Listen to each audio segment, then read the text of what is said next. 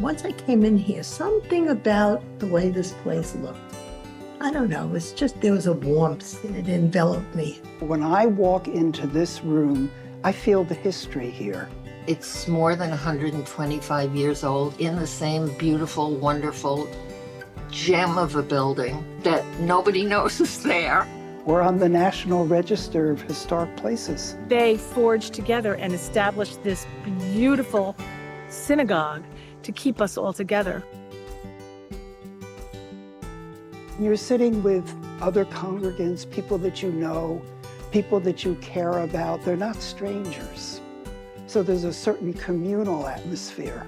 Outside, I'm running into more and more Jews. I grew up out here. It's Southall. There was 3 of us, maybe. At one point, there was just me. You really feel like, hey, I'm part of a small group and I matter. Our city here is a destination, and they come to shul. They come here, and I like to be here to greet them and invite them back. We started Joyfully Jewish Hebrew School. This is a beautiful, flowering beginning. Mainly the goal was to bring children in and make them feel part of the Jewish community and feel happy, having a good time in a Jewish setting. The beautiful garden, I said, if they take care of the garden this way, they must take care of people beautifully too. The focus was always on Jewish values, learning some of the blessings, which have to do always with gratitude for creation and taking care of what we have, the earth.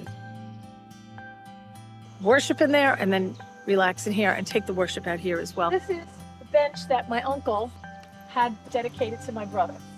And my brother is Andrew, and he was quite a guy. Never a day goes by that we don't think about him. And now that we have this, people will get to know him as well. Our entire community room is an art show. And that's really a wonderful thing when you see where the artist works and what inspiration they draw from the setting in which they work. For some people, there was a real connection to specific Judaic themes. It wasn't that way for me, but that didn't matter. Everybody comes at it from their own time, place, space. We have instrumentalists, we have vocalists, and of course the lead vocalist is our own rabbi. He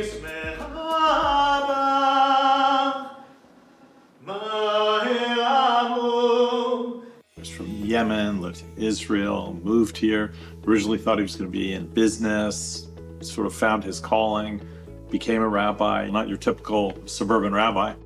He's very attentive. He pulls people in. July 4th was my first day in the house, moving to Greenport from the city, and the fireworks welcomed me.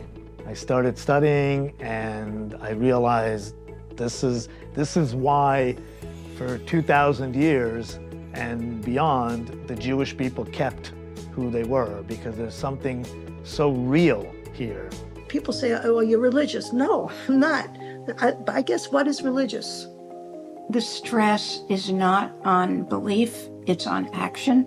Every time you think you're alone in this world and you're going through experiences that are exclusively yours, you realize they've already been talking about it for at least 3,000 years.